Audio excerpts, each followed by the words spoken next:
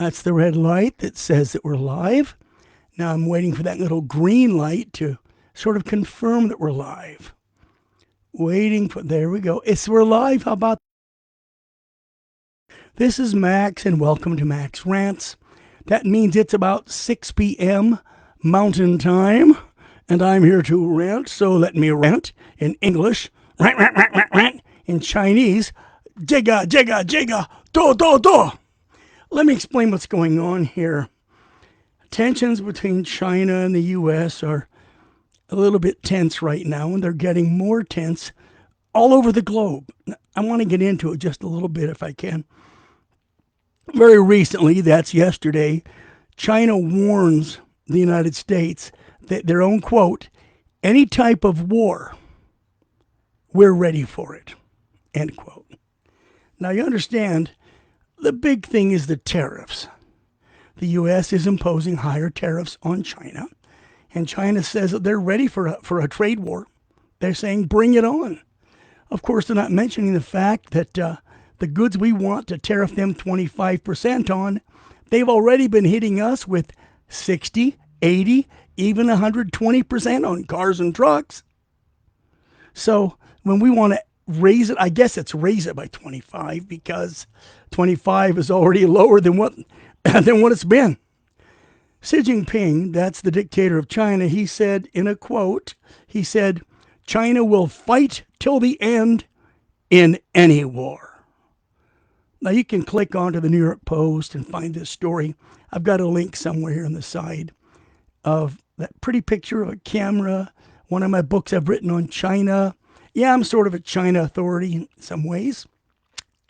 In a lot of ways, actually. Well, here's a quote from the Chinese Foreign Ministry. The guy's name is Lin Jian. And here's what he said last night late. He said, if war is what the U.S. wants, be it a tariff war, a trade war, or any other type of war, we are ready to fight till the end, end quote. That's some pretty nasty talk, don't you think? How did things get this far? Well, it got this far because of people like Clinton and Obama and Biden, who basically handed China America on a silver platter.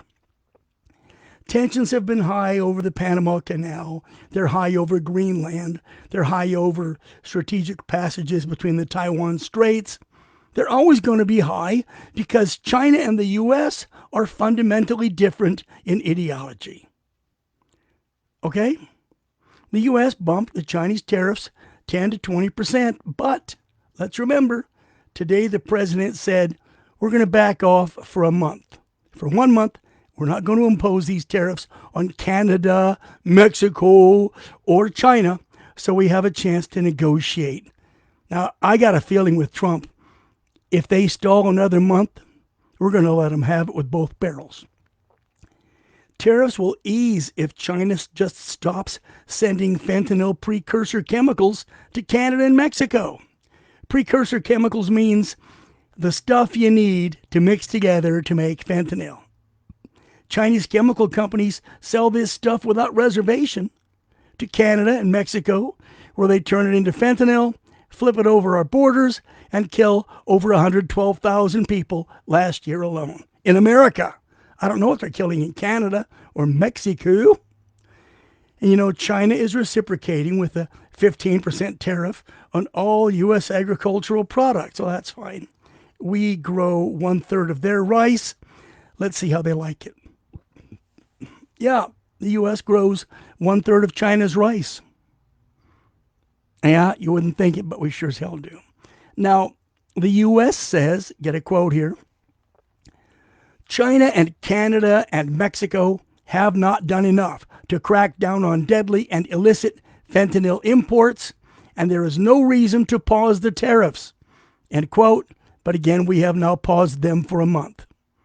China in turn said, here's their quote, if the U.S. truly wants to solve the fentanyl issue, the right thing to do would be to consult China with mutual respect. What they want is what we call teapot diplomacy. They want America and China to sit down over a cup of tea and make a gentleman's deal. Fix it. Now, would China keep their promise? It's hard to say. Will the U.S. keep our promise? Equally hard to say.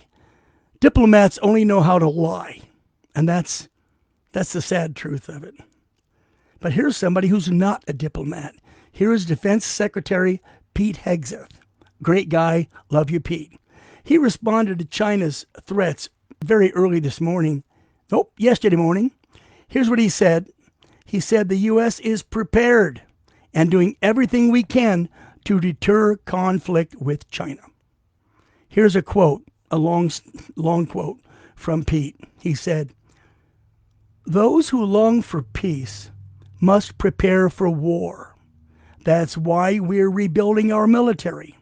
That's why we're reestablishing deterrence in the warrior ethos.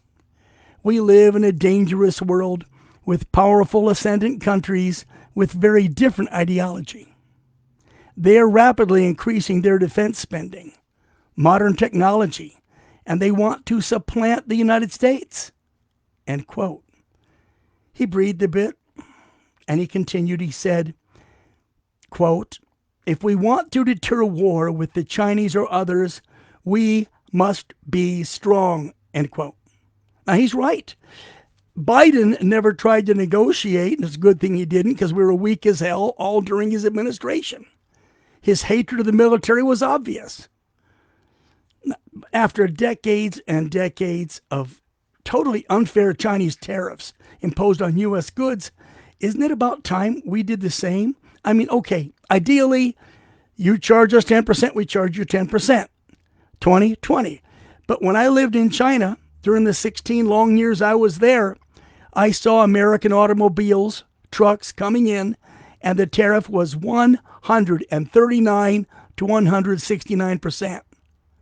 Doubling the price. Hell, we owned a Honda that should have cost right around about $29,000, but after the tariffs from China, it was almost $300,000. Do you understand? It keeps only the rich in cars, but it also punishes foreign countries.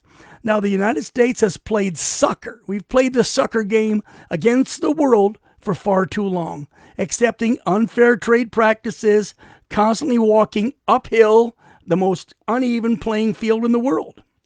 Maybe with this president, with this administration, with this new America entering a golden age, we won't have to sit back and take it in the ass.